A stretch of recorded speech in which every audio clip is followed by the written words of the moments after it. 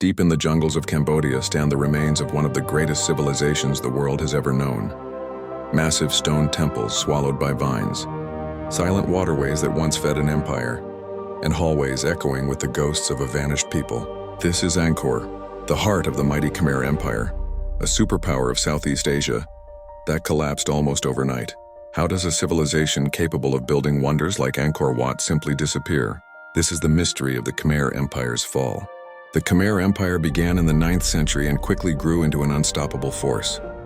At its height, it ruled over what is now Cambodia, Laos, Thailand, Vietnam, and influenced all of Southeast Asia.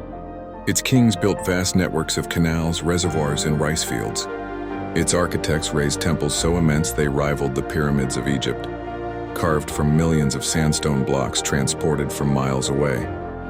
Angkor was not just a city, it was a machine, a carefully engineered blend of agriculture, religion, science, and power. By the 12th century, it was the largest city on Earth. Nearly 1 million people lived there, at a time when Paris and London were small, muddy villages. And then, the machine broke. By the 1400s, the Khmer Empire fell silent. Angkor was abandoned. The jungle reclaimed it. Early explorers couldn't believe such a massive city could simply die. Some blamed war. Others spoke of famine, plague, or natural disaster. But the truth is far stranger and far more tragic. Modern science has solved parts of the mystery, and what we've found is a devastating chain reaction. Not one cause, but many. To understand the collapse, you must understand the Khmer's greatest achievement: water. For centuries, the empire survived by controlling the monsoon. Using massive reservoirs called barays, they stored rainwater during wet seasons and distributed it during droughts. It was the backbone of their agricultural power. But around the 1300s, something changed. Studies of tree rings and sediment show a period of extreme climate instability. Decades-long droughts, followed by years of catastrophic floods. The water system, built for predictable seasons, began to fail. Canals silted up, reservoirs cracked under the heat. Floods tore apart their carefully balanced network.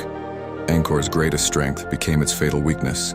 While Angkor was struggling with climate chaos, new enemies were rising to the west. The Siamese kingdom of Ayutthaya was expanding rapidly, and it wanted the Khmer heartland.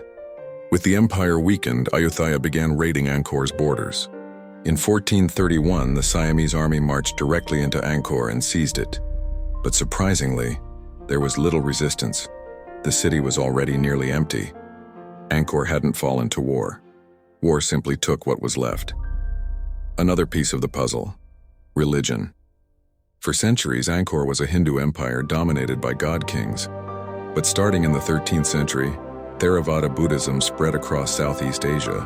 Unlike the old cult of divine kingship, Buddhism emphasized simplicity and personal enlightenment. The massive temple complexes fell out of use.